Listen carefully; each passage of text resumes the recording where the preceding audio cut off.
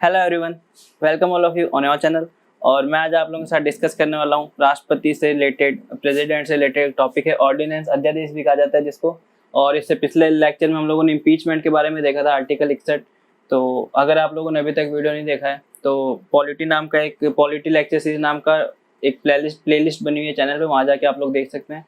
तो आज हम लोग देखेंगे ऑर्डिनेंस, अध्यादेश जो अनुच्छेद 123 में है। और सेम गवर्नर के पास पावर होती है, जो राज्य का राज्यपाल होता है, राज्य का राज्यपाल होता है, उसके पास भी अध्यादेश की पावर होती है, जो आर्टिकल या अनुच्छेद 213 में।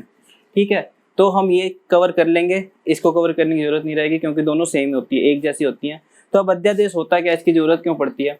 सबसे पहले तो अध्यादेश, ऑर्डिनेंस एक तरह का कानून ही होता है। ठीक, अगर राज्य सरकार को लगता है कि किसी कानून को लाने की जरूरत है तो अध्यादेश राष्ट्रपति के द्वारा लाया जा सकता है। और किस कंडीशन में लाया जाता है, सबसे पहले हम वो देख लेते हैं। तो सबसे पहले क्या, पहली कंडीशन क्या अध्यादेश लाने की राष्ट्रपति के द्वारा?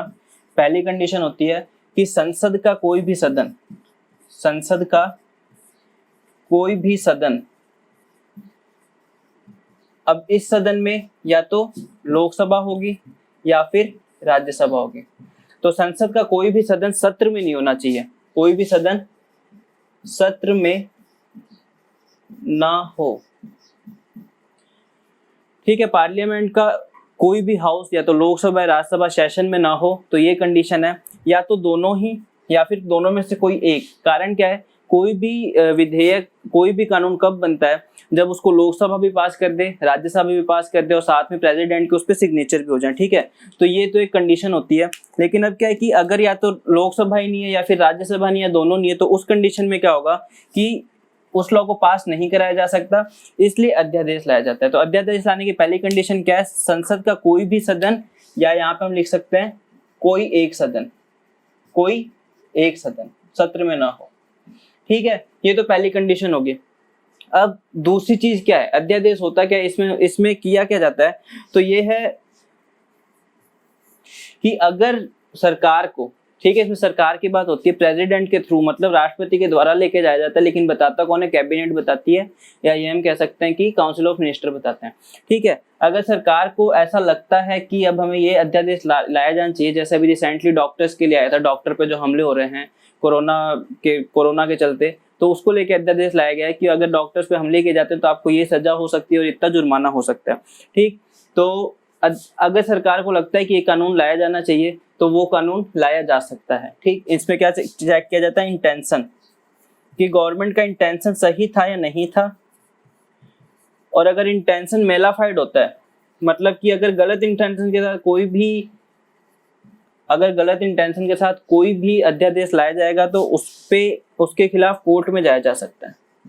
ठीक है, तो अगर सरकार को लगता है, उसके इंटेंशन अगर लगते हैं सही होते हैं कि अभी लाया जाना चाहिए, जैसे आपने देखा होगा डॉक्टर्स के केस में, डॉक्टर पे हमले हो रहे थे, तो उस केस में क्या हुआ था कि अभी लाना जरूरी था ताकि डॉक्टर्स पे हमले रुक सकें।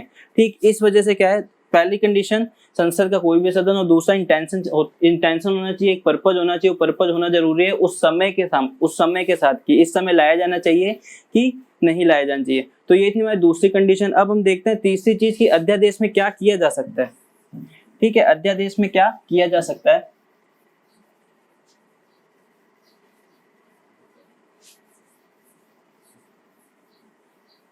मतलब लिमिट क्या होती है अध्यादेश की? तो इसके थ्रू ऐसा कोई भी कानून लाया जा सकता है जो कॉन्स्टिट्यूशन में हो। एनी सब्जेक्ट, कोई भी विषय जो कॉन्स्टिट्यूशन में हो, तो उस पे अध्यादेश लाया जा सकता है। दूसरी बात, इसका वही इफेक्ट रहेगा जो किसी भी कानून का होता है, किसी भी एक्ट का जो इफेक्ट होता है, सेम इफेक्ट किसका होगा? ऑर्डिनेंस का। और तीसरी बात इसमें क्या है कि ऑर्डिनेंस के थ्रू, अध्यादेश के द्वारा संविधान का संशोधन नहीं किया जा सकता। संविधान का संशोधन नहीं किया जा सकता, किसके द्वारा? संविधान के द्वारा। तो ये चीजें होती है कि अध्यादेश के द्वारा क्या किया जा सकता है, क्या नहीं किया जा सकता। अब इसमें क्या है अगली, कि इसका टाइम पीरियड क्या होता है। ठीक है, ये जरूरी है। चौथी चीज, इसका टेन्योर या फिर टाइम पीरियड क्या होता है किसी अध्यादेश का?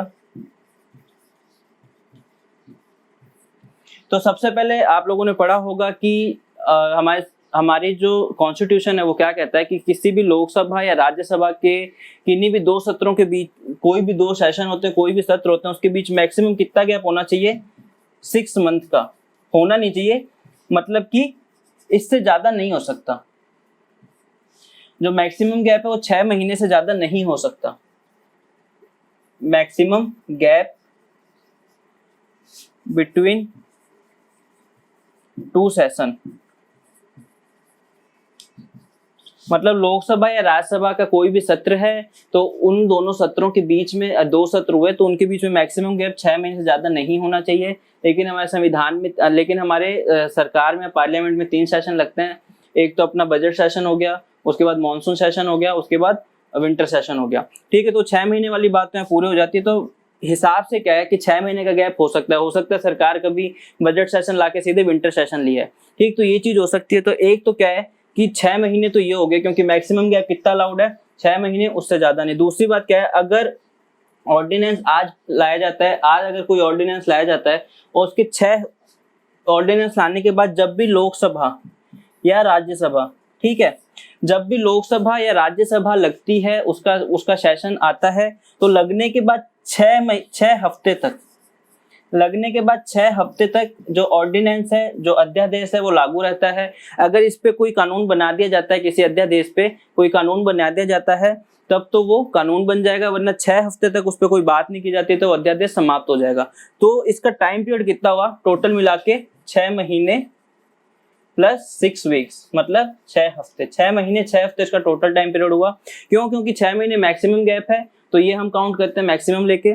उसके बाद लोकसभा राज्यसभा जब भी लगेगी या दोनों जब भी लगेगी, उसके लगने के 6 हफ्ते के अंदर ऑर्डिनेंस को पास कराना जरूरी है, एक्ट बनाना जरूरी है। अगर ऐसा नहीं होता तो 6 हफ्ते बाद ये अपने आप समाप्त हो जाएगा।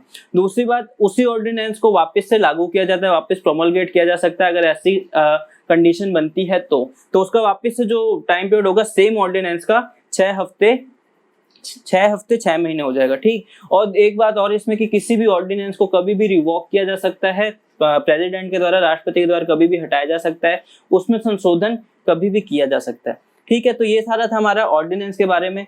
उसके बाद इसमें वाधवा केस है, वो फेमस है, हम इस पे कभी और चर्चा करेंगे जब स्टेट लेजिस्लेचर पढ़ेंगे। वाधवा केस है, उसमें क्या बताया गया कि बिहार में एक ही ऑर्डिनेंस को, एक ही अध्यादेश को 256 बार लेके आया गया था और विधानसभा में इसको कभी इंट्रोड्यूस नहीं किया गया। तो वो केस हम कभी आगे देखेंगे। आज के लिए इतना ही। कमेंट सेक्शन में बताना आप लोगों को वीडियो कैसा लगा, और इसी आशा के साथ आप लोगों को समझ आया होगा। मैं आप लोगों से विदा लूंगा। इस चैनल को सब्सक्राइब करना ना भूलें, वीडियो को लाइक तथा शेयर जरूर करें। Thanks for watching this video.